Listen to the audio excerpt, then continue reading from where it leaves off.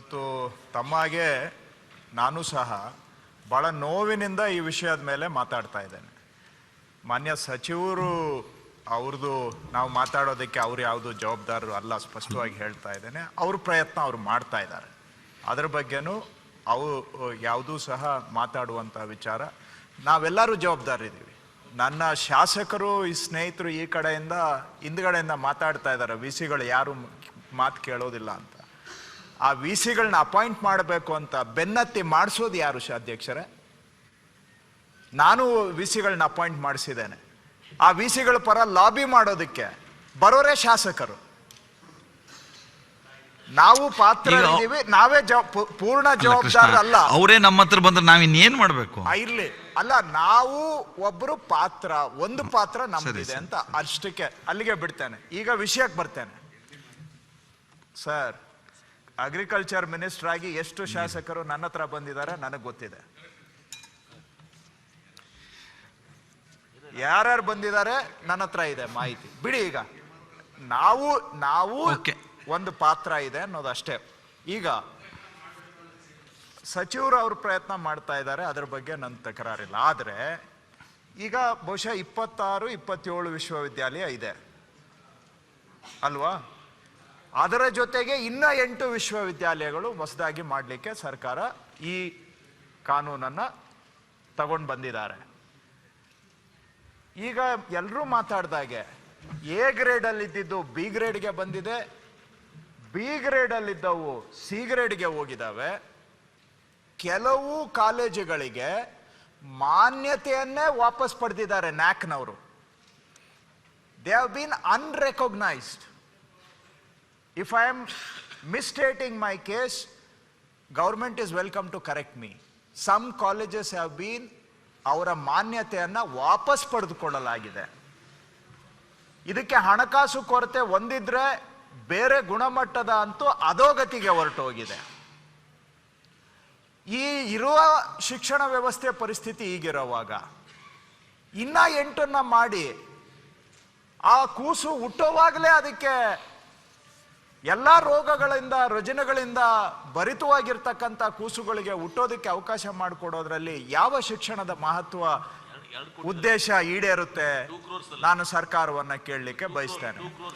ಅಧ್ಯಕ್ಷರೇ, ಇನ್ನೊಂದು ಕಡೆ ಹೋಗಿ ಮಾತಾಡೋದಾದ್ರೆ, ಒಂದು ವಿಶ್ವವಿದ್ಯಾಲಯಕ್ಕೆ ಇವತ್ತು ಸರ್ಕಾರದ ಹಣಕಾಸಿನ ಪರಿಸ್ಥಿತಿ ಬಹಳ ಗಂಭೀರ ಇದೆ. ನಾನು ಇನ್ನು ಹೆಚ್ಚಿಗೆ ಮಾತಾಡಕ್ ಹೋಗೋದಿಲ್ಲ.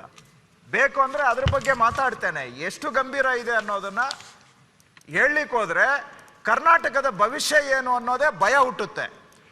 ಅಷ್ಟು ಇರೋವಾಗ ಈಗ ಹಾಲಿ ವಿಶ್ವವಿದ್ಯಾಲಯಗಳಿಗೆ ಸಾವಿರಾರು ಕೋಟಿ ಖರ್ಚು ಮಾಡ್ತಾ ಇರೋವಾಗ ಇನ್ನ ಹೊಸ 8 ವಿಶ್ವವಿದ್ಯಾಲಯಗಳನ್ನ ಹುಟ್ಟಾಕಿ ಶಿಕ್ಷಣ ಮಟ್ಟ ಸುಧಾರಣೆ ಆಗದೆ ಅಲ್ಲಿ ಓದುವಂತ ವಿದ್ಯಾರ್ಥಿಗಳ ಭವಿಷ್ಯನ ಹಾಳು ಮಾಡೋದ್ರ ಜೊತೆಗೆ ಬಡವರು ಕಟ್ಟುವಂತ ತೆರಿಗೆ ಹಣವನ್ನೂ ಸಹ ವ್ಯರ್ಥ ಮಾಡುವಂತಹದ್ದು ಯಾವ ಸಾಧನೆ ಈಡೇರುತ್ತೆ? ವಿಚಾರ ಮಾಡಬೇಕು ಸರ್ಕಾರ. ಮೂರನೇದು, ತಾವು ಇಲ್ಲಿ ಮೆಮೊರಾಂಡಮ್ ಆಫ್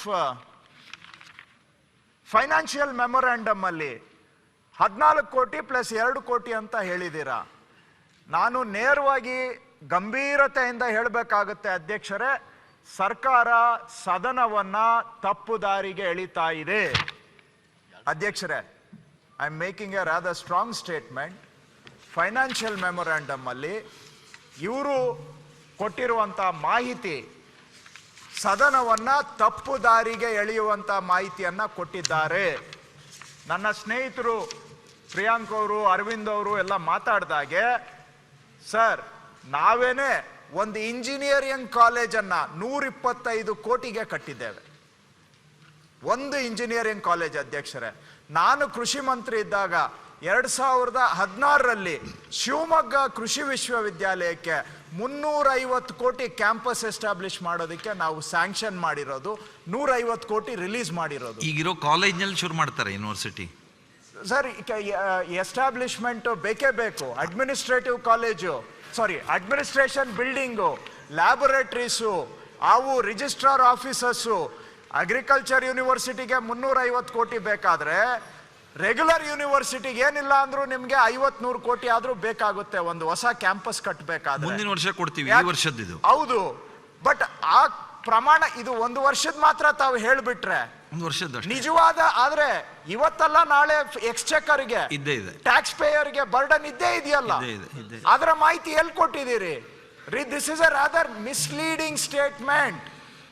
ಅಧ್ಯಕ್ಷರೇ, ಒಂದು ವಿಶ್ವವಿದ್ಯಾಲಯ ಸ್ಥಾಪನೆ ಮಾಡಬೇಕಾದ್ರೆ ಬಹುಶಃ 100-150 ಕೋಟಿ ಖರ್ಚಾಗುತ್ತೆ. ಜೊತೆಗೆ ವರ್ಷದ ಖರ್ಚುಗಳು ಕೂಡ ಇವ್ರು ಹೇಳೋದಕ್ಕಿಂತ ಹೆಚ್ಚಿಗೆ ಬರ್ತದೆ. ಹಾಗಾಗಿ ಅಷ್ಟು ಈಗ 8 ವಿಶ್ವವಿದ್ಯಾಲಯ ಅಂದರೆ ಸಾವಿರಾರು ಕೋಟಿ ಖರ್ಚು ಮಾಡಿ ಅತಿ ದುರಾದೃಷ್ಟಕರವಾದಂಥ ಗುಣಮಟ್ಟದ ಶಿಕ್ಷಣವನ್ನು ಕೊಟ್ಟು ಯಾರ ಭವಿಷ್ಯವನ್ನು ನಾವು ಹಾಳು ಮಾಡಲಿಕ್ಕೆ ಹೊರಟಿದ್ದೇವೆ ಅನ್ನೋ ಪ್ರಶ್ನೆಯನ್ನು ನಾನು ಕೇಳ್ತಾ ಇದ್ದೇನೆ.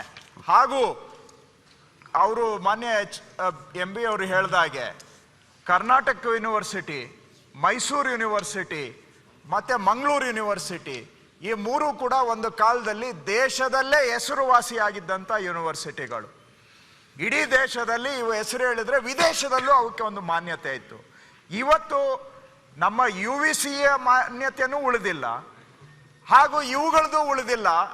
ಕುಸಿತಾ ಇರುವಂಥ ಸಂದರ್ಭದಲ್ಲಿ ನಾನು ಇಷ್ಟೇ ಕೇಳಲಿಕ್ಕೆ ಬಯಸೋದು, ಈ ವಿಶ್ವವಿದ್ಯಾಲಯಗಳು ಹೊಸದಾಗಿ ಮಾಡಿ ಯಾರಿಗೋ ರಾಜಕೀಯ ತುಷ್ಟೀಕರಣ ಮಾಡುವಂತಹದ್ದು ಬಿಟ್ಟರೆ ಏನು ಸಾಧನೆ ಮಾಡ್ತೇವೆ ಇದರಿಂದ?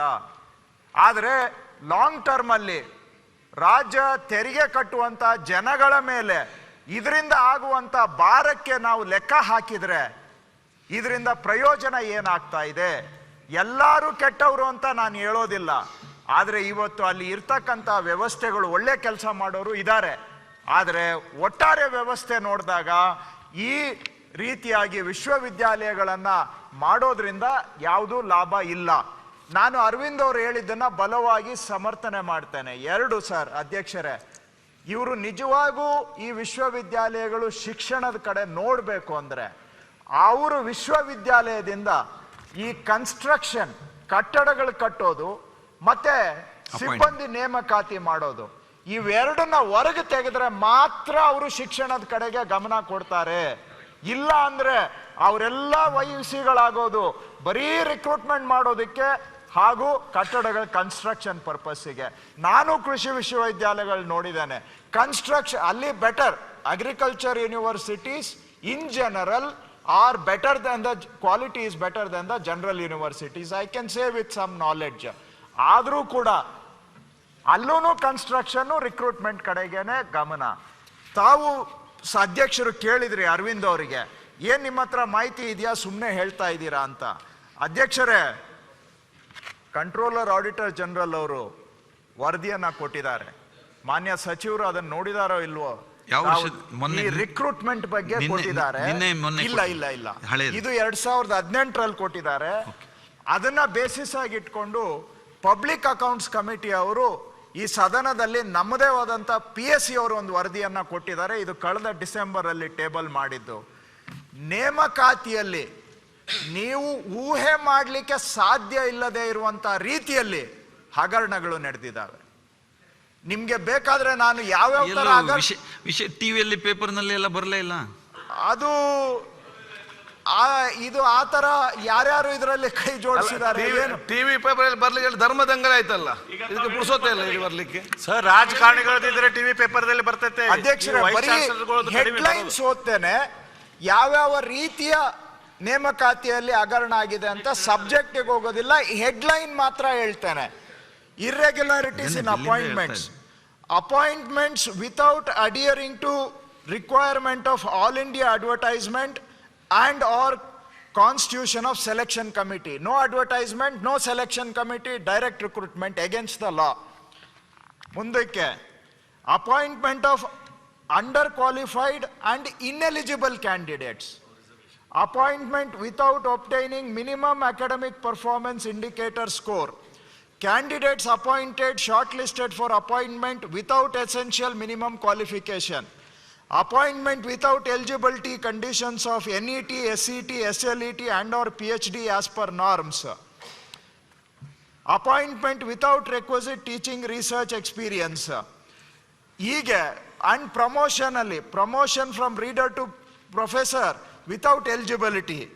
National promotion due to wrong application of effective date. Principals promoted without qualification. irregular promotion of library assistant as librarian. Even pay scale ಕೊಡೋದ್ರಲ್ಲೂ ಕೂಡ ಔಟ್ರೈಟ್ ಇರ್ರೆಗ್ಯುಲಾರಿಟೀಸು ಹೇಳ್ತಾ ಹೋದ್ರೆ ಈ ರೀತಿಯ ಅನ್ಇಮ್ಯಾಜಿನಬಲ್ ಹಗರಣ ಆಗಿಲ್ಲ ಅಂತಿಲ್ಲ ರಿಕ್ರೂಟ್ಮೆಂಟ್ ಅಲ್ಲಿ. ಇದೆಲ್ಲವನ್ನೂ ಕೂಡ CAG ಅವರು ಡಾಕ್ಯುಮೆಂಟ್ ಮಾಡಿದ್ದಾರೆ. ಇಂಥ ವಿಶ್ವವಿದ್ಯಾಲಯದಲ್ಲಿ ಆಗಿಲ್ಲ ಅನ್ನೋ ಆಗಿಲ್ಲ. ಎವ್ರಿ ಯೂನಿವರ್ಸಿಟಿಯಲ್ಲಿ ಅಧ್ಯಕ್ಷರೇ, against UGC laws, against Karnataka government laws, against the statutes of the university, recruitments have been carried out. And ineligible candidates, no experience, no qualification have been appointed. ಅವರಿಗೆ ಇನ್ಎಲಿಜಿಬಲ್ ಪೇ ಸ್ಕೇಲ್ಸ್ ಕೊಟ್ಟಿದ್ದಾರೆ, ineligible promotions ಕೊಟ್ಟಿದ್ದಾರೆ. ಆಮೇಲೆ ನೀವು ಅನ್ಕೊಳ್ಬಹುದು ಯಾವುದೋ ಒಂದು sample ಆಡಿಟ್ನ ತೆಗೆದುಬಿಟ್ಟು ಮಾತಾಡ್ತಾ ಇದ್ದಾರೆ ಅಂತ. ನನ್ನ ಸ್ನೇಹಿತರು ಅರವಿಂದ್ ಇದ್ದಾರೆ, ಈಶ್ವರ್ ಅವರು ಇದ್ದಾರೆ, ರಾಮಸ್ವಾಮಿ ಅವರು ಇದ್ದಾರೆ. ಕೇಳಿ, ಇದು ವ್ಯಾಪಕವಾಗಿ ನಡೀತಾ ಇದೆ ವಿಶ್ವವಿದ್ಯಾಲಯಗಳಲ್ಲಿ. ಇನ್ನು ಕನ್ಸ್ಟ್ರಕ್ಷನ್ ಲೈನ್ಗೆ ಹೋದ್ರೆ ಅದೂ ಕೆಲವು ಆಡಿಟ್ ಅಬ್ಸರ್ವೇಷನ್ಸ್ ಇದಾವೆ. I will not go into that for the paucity of time. Senate board ಅಂತೂ ಇದ್ದಿರ್ತದೆ ನಿಮಗೆ. ಎವ್ರಿ ಯೂನಿವರ್ಸಿಟಿಗೆ ನಿಮಗೆ ಬೋರ್ಡ್ ಮೀಟಿಂಗ್ ಮಾಡ್ತೇವೆ. ಬೋರ್ಡ್ ಮೀಟಿಂಗ್ನಲ್ಲಿ ಸೆಕ್ರೆಟರಿಯೇಟ್ಸ್ ಇರ್ತಾರೆ, ಕನ್ಸರ್ನ್ ವಿಸಿಸ್ ಇರ್ತಾರೆ, ಬೋರ್ಡ್ ಮೆಂಬರ್ಸ್ ಇರ್ತಾರೆ, ಡೈರೆಕ್ಟರ್ಸ್ ಇರ್ತಾರೆ.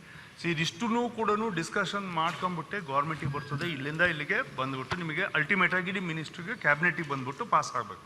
ಇನ್ಕ್ಲೂಡಿಂಗ್ ದ ಫೈನಾನ್ಷಿಯಲ್ ಇರ್ಬೋದು ಅಥವಾ ಇದು ಗೈಡ್ಲೈನ್ಸ್ ಆಫ್ ಫಾರ್ಮೇಷನ್ಸ್ ಮಾಡ್ಬೇಕಾದ್ರೆ ಮಿನಿಸ್ಟ್ರಿಂದ ಮಾಡಿದ್ರು ಕೂಡ ultimately it is the board and the members who have to pass this. ಅವ್ರ ಗಮನಕ್ಕೆ ಬರ್ದಿಲ್ದಂಗೆ ಏನು ಬಂದಿರೋದಿಲ್ಲ ಇದು. ಇಲ್ಲ, ಜಸ್ಟ್ ಟೆಲಿಂಗ್ ಯು, ಡಿಸ್ಕಷನ್ ಆಗ್ಲೇಬೇಕು. ನಾನು ತಪ್ಪಾಗಿಲ್ಲ ಅಂತ ಹೇಳ್ತಾ ಇಲ್ಲ, ನಾನು ಹೇಳ್ತಾ ಇರ್ತಕ್ಕಂಥದ್ದು ವೈಲೇಷನ್ಸ್ ಆಗಿರ್ತಕ್ಕಂಥದ್ದು ಏನಿದೆ ಇನ್ಕ್ಲೂಡಿಂಗ್ ದ ಬೋರ್ಡ್ ನಲ್ಲೂ ಕೂಡ ಇದಿಷ್ಟು ಕೂಡ ಚರ್ಚೆ ಆಗಿರ್ತದೆ ಅಂತ ಹೇಳಿ ನಾನು ನಿಮ್ಗೆ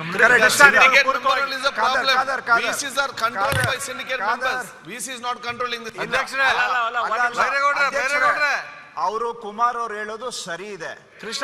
ಬೋರ್ಡು, ಸಿಂಡಿಕೇಟು ಇವರ ಸಹಮತ, ಅವರ ಸಪೋರ್ಟ್ ಇಲ್ಲದೆ ಇವ್ಯಾವೂ ಆಗೋದಿಲ್ಲ. ಅವರು ಎಷ್ಟು ಮಟ್ಟಿಗೆ ಅಂದ್ರೆ ಬರೀ ಅವ್ರದ್ದೇ ಅಲ್ಲ,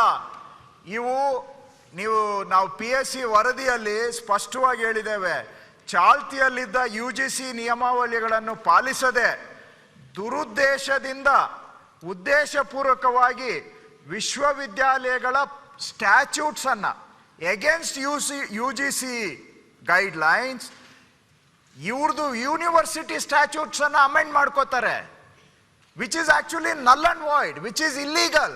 ಬಟ್ ಆದ್ರೂ ನೇಮಕ ಮಾಡ್ಕೊಳ್ಳೋ ಪರ್ಪಸ್ಸಿಗೋಸ್ಕರ ಬರೀ 3 ತಿಂಗಳ ಅವಧಿಗೆ ಸ್ಟ್ಯಾಚ್ಯೂಟ್ಸ್ ಅನ್ನ, ಹೊಸ ಸ್ಟ್ಯಾಚ್ಯೂಟ್ಸ್ ಅನ್ನ ಕ್ರಿಯೇಟ್ ಮಾಡ್ಕೊಳ್ತಾರೆ just to carry out recruitment. ಅಷ್ಟೇ ಅಲ್ಲ, ಗವರ್ನರ್ಗೆ, because governor is excellency is the chancellor, ಅವರಿಗೆ ತಪ್ಪು ವರದಿಗಳನ್ನ ಕೊಟ್ಟು ಗವರ್ನರ್ ಮೊಹರನ್ನು ಸಹ ಹಾಕಿಸ್ಕೊಂಡು ಸಿಂಡಿಕೇಟ್ ಅಪ್ರೂವಲ್ ಆಗಿದೆ, ಬೋರ್ಡ್ ಅಪ್ರೂವಲ್ ಆಗಿದೆ, ಗವರ್ನರ್ ಅಪ್ರೂವಲ್ ಆಗಿದೆ ಅಂತೇಳಿ ಎಲ್ಲ ಅಕ್ರಮಗಳನ್ನ ಸಕ್ರಮ ಮಾಡಿಕೊಳ್ಳುವಂತಹದ್ದು ನಡೀತಾ ಇದೆ. ಗವರ್ಮೆಂಟ್ ರೆಪ್ರೆಸೆಂಟೇಟಿವ್ಸ್ ಬೋರ್ಡ್ ಅಲ್ಲಿ ಇರ್ತಾರೆ, ಬೋರ್ಡ್ ಅಲ್ಲಿರುವಂತ ಗವರ್ಮೆಂಟ್ ರೆಪ್ರೆಸೆಂಟೇಟಿವ್ಸ್ ಅಲ್ಲಿ ವಿರೋಧ ಮಾಡೋದಿಲ್ಲ. ಫೈನಾನ್ಸ್ ಕಂಟ್ರೋಲರ್ ಇರ್ತಾರೆ, ಕ್ವೆಶ್ಚನ್ ಮಾಡೋದಿಲ್ಲ. ಎಲ್ಲರೂ ಪಾರ್ಟಿ ಇದ್ದಾರೆ. ಹಾಗಾಗಿ ನಾನು ತಮ್ಮಲ್ಲಿ ಹೇಳೋದು ಅಧ್ಯಕ್ಷರೇ, ಇಂಥದೆಲ್ಲ ಇರೋವಾಗ ತಾವು ಈ ವಿಶ್ವವಿದ್ಯಾಲಯಗಳು ಮಕ್ಕಳ ಕಲ್ಯಾಣಕ್ಕಾಗಿ ಮಾಡ್ತಾ ಇದ್ದೀರೋ ಅಥವಾ ಕೇವಲ ಜಿಲ್ಲೆಗೊಂದು ವಿಶ್ವವಿದ್ಯಾಲಯ ಕೊಟ್ವಿ ಅಂತೇಳಿ ರಾಜಕೀಯ ಪ್ರಚಾರಕ್ಕಾಗಿ ಮಾಡ್ತಾ ಇದ್ದೀರಾ? ತಮ್ಮನ್ನ ತಾವೇ ಈ ಪ್ರಶ್ನೆ ಕೇಳ್ಕೊಳ್ಬೇಕು. ಒಂದು ಇಂಜಿನಿಯರಿಂಗ್ ಕಾಲೇಜ್ಗೆ 125 ಕೋಟಿ ಆದ್ರೆ ಒಂದು ವಿಶ್ವವಿದ್ಯಾಲಯ ಸ್ಥಾಪನೆ ಮಾಡೋದಕ್ಕೆ ಕನಿಷ್ಠ 100-150 ಕೋಟಿ ಬೇಕು. 8 ವಿಶ್ವವಿದ್ಯಾಲಯ ಸ್ಥಾಪನೆ ಮಾಡೋದಕ್ಕೆ ಸಾವಿರಾರು ಕೋಟಿ ಎಲ್ಲಿಂದ ತರ್ತೀರಿ? ರಾಜ್ಯದ ಹಣಕಾಸಿನ ಪರಿಸ್ಥಿತಿ ಗಂಭೀರವಾಗಿರುವಾಗ